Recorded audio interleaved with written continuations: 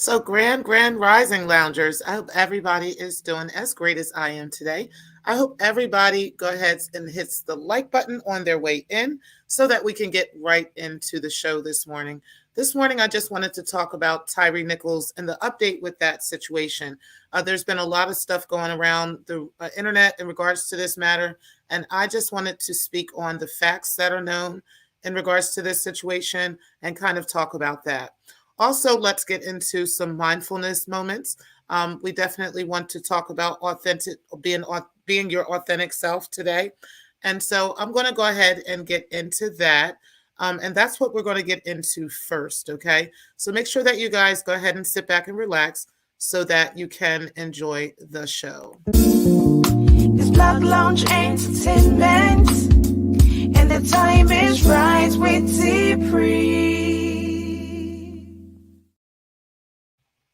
So we're going to start with our Mindfulness Monday, or our mindfulness moment, okay? And just get into being authentic and how to do that. So let's go ahead and start with that first.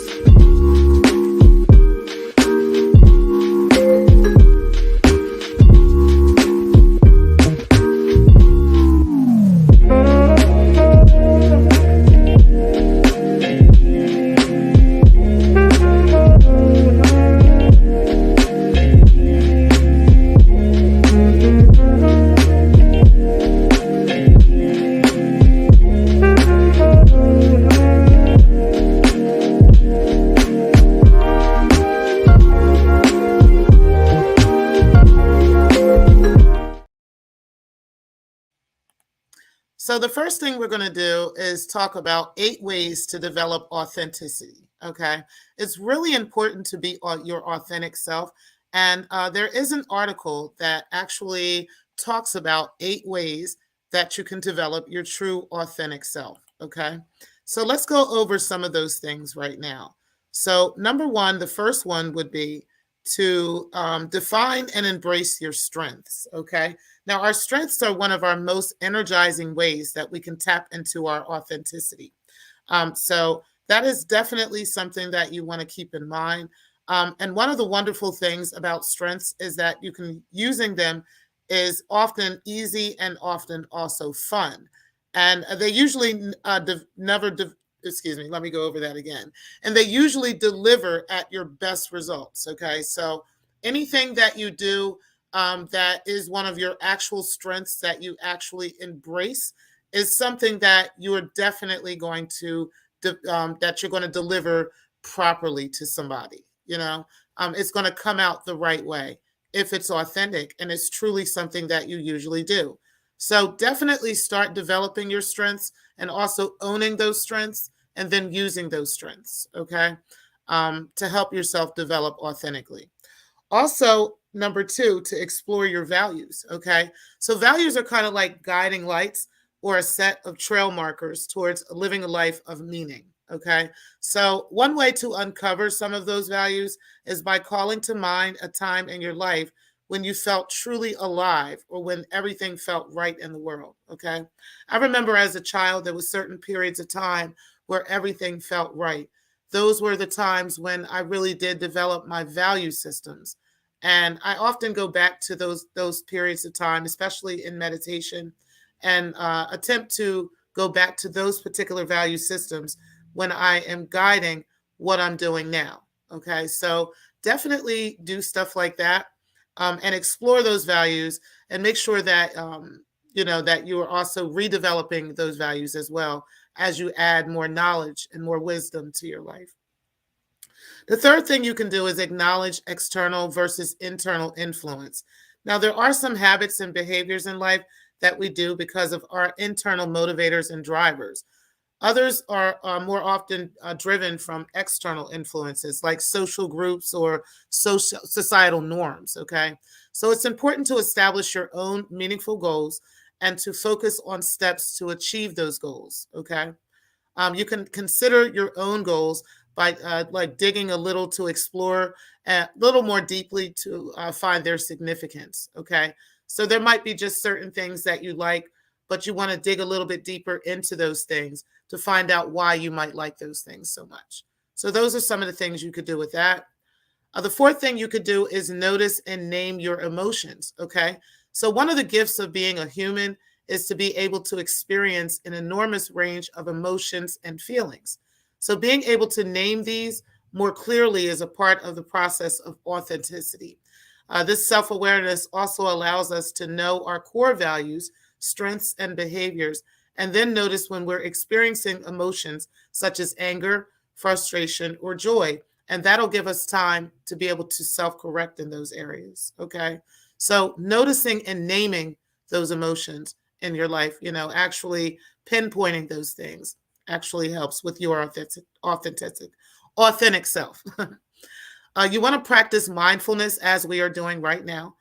This is a great way to get to know yourself and to be present throughout journaling these things. Okay. So, in having a lot of these conversations are also journaling for me. So, a daily habit of writing freehand also allows your subconscious mind to report how you're actually feeling, what's going well, what you're noticing, and anything else. You can let the ideas emerge, or you can follow prompts for more focused writing. Okay, so generally, I don't use this space for that, but I do reference some of this to those things as well. But I do use journaling to keep up with how I'm feeling.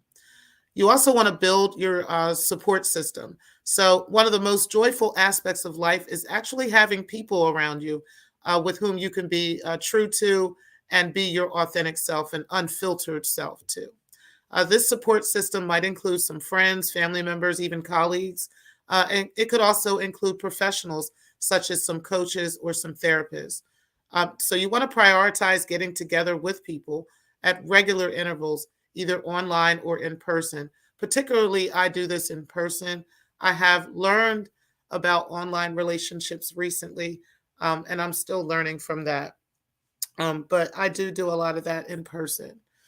So, the seventh thing you want to do is develop the courage to face your fears. Okay. So many people have a list of things that they love and that they like to do and all this other stuff. But a lot of times we try to kind of overlook the actual fears that we have.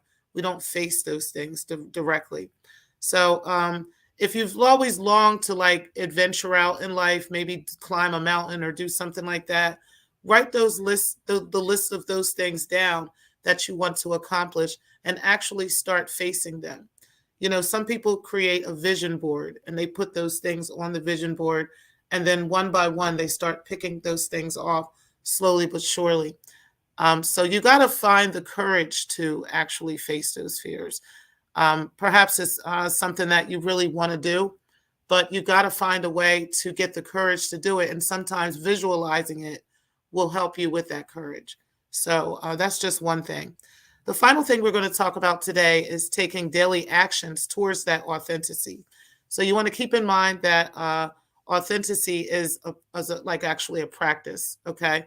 Which means that it takes patience, time, and dedication to actually get to your authentic self. And one way you can build your muscle of authenticity is to take small daily actions to align yourself with those core values that you know of and that you're aware of. That little girl or little boy that you go back to at the time that you develop those values, okay? And the knowledge and the wisdom that come with age, okay? That you add to those values that create the authentic person that you are. And that is the importance of being your authentic self. And yes, I just wanted to talk about that and share that with the loungers today. Again, make sure that you guys are hitting the like button on the way in. And right now, we are actually going to talk about Tyre Nichols and the situation with him. So let's go ahead and get right into that matter because there's actually a development with that. Now, there's been some rumors going around the internet that I have not been able to authenticate.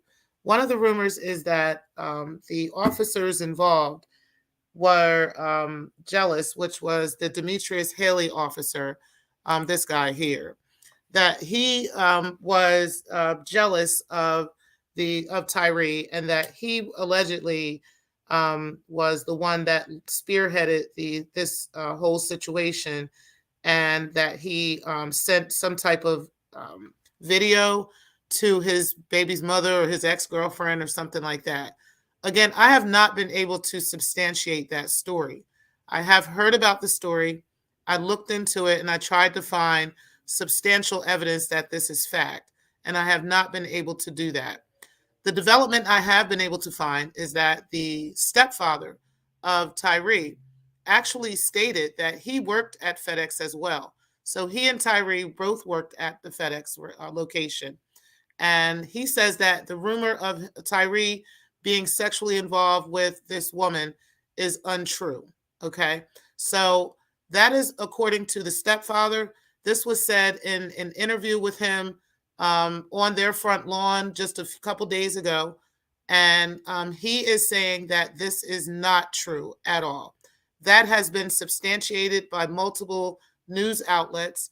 But the story about the cop actually being involved with, and his baby mother being involved with Tyre and them working at the FedEx location together has not fully been substantiated. However, the mother of his child or children, I don't know if it's how many children there are, but the mother does allegedly work at the same location. Okay. So it is not far-fetched that this story may in fact be true. Okay. Now, only on the side of Demetrius and on the side of the officers, but on the side of Tyre, it's possible that Tyre and the mother of the child were very innocent in this situation. Okay. Whereas they may have been friends, they may have known one another. Okay. Which again, the stepfather has not substantiated that. He has not said they didn't know each other. He has not said they didn't talk to one another. What he said was there was no sexual relationship between them. And that is a lie. That is what he said. So we can only go by facts. And here at the lounge, we go by facts. Okay. So the facts are, we know that Tyre has passed away. We know that the officers involved are the ones that developed that sent the fatal blows. Okay. We know that Tyre worked at the FedEx. We know that the stepfather also worked at the FedEx. And it is understood that the mother of Demetrius Haley's children or child worked at the FedEx as well. So it wouldn't be far-fetched that they knew one another, but not so much that they were in a relationship.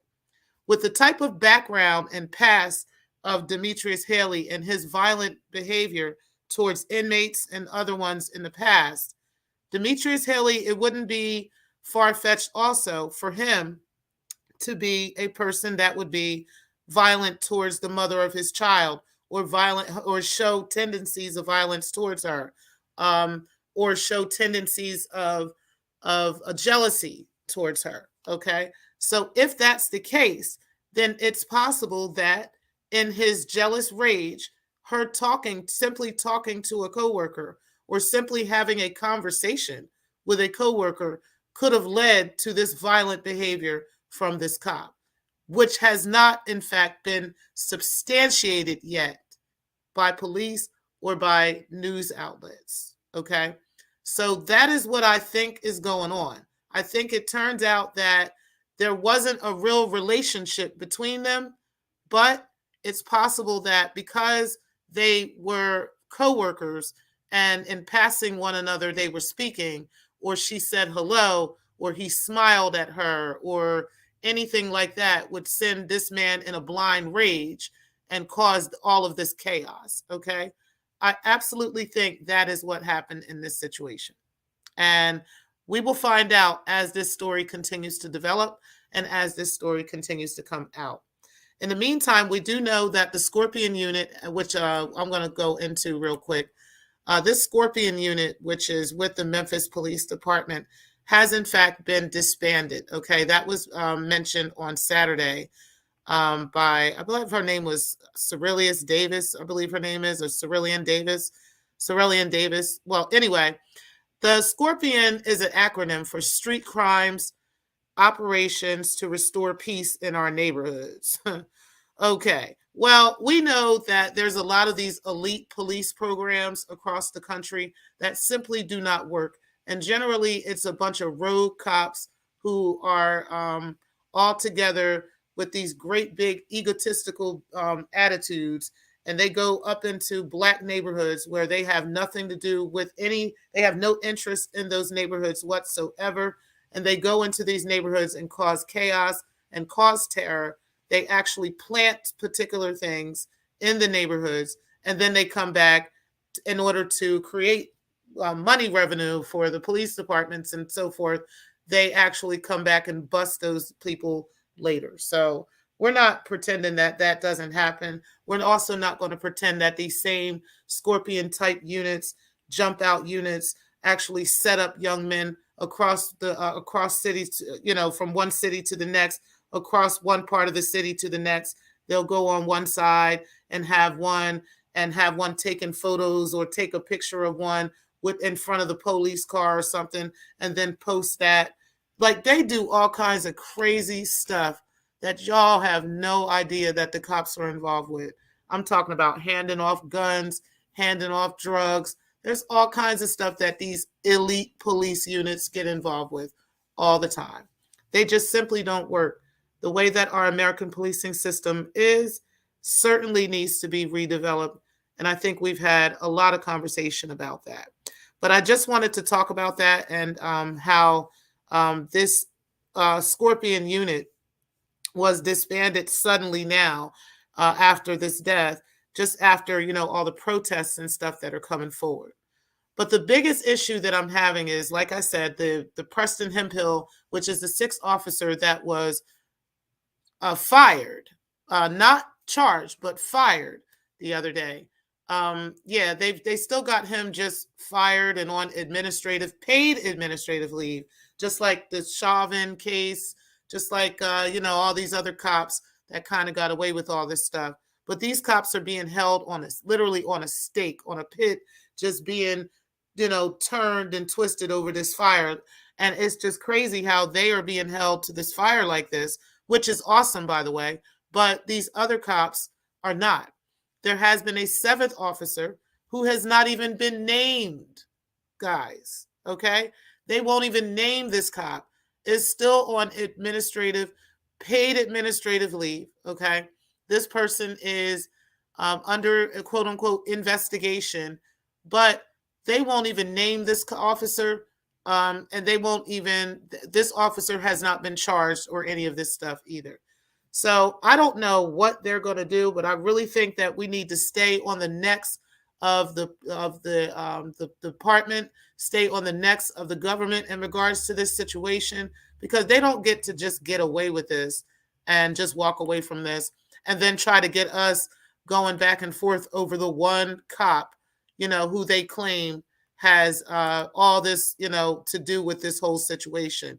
Does he really, or is he the one that is fully responsible for this, or is it the department altogether? Like I said, this whole Scorpion unit and the stuff that came out with this isn't anything new across the Americas, okay? Across America. So why are we acting like, this whole Scorpion thing is a big deal, and that this dude, okay, is a big deal, and that, what happened with his baby mom and all that stuff, even if that is true, right? Why the hell hasn't these other 2 cops been charged? Why hasn't one of the cops been named? Why?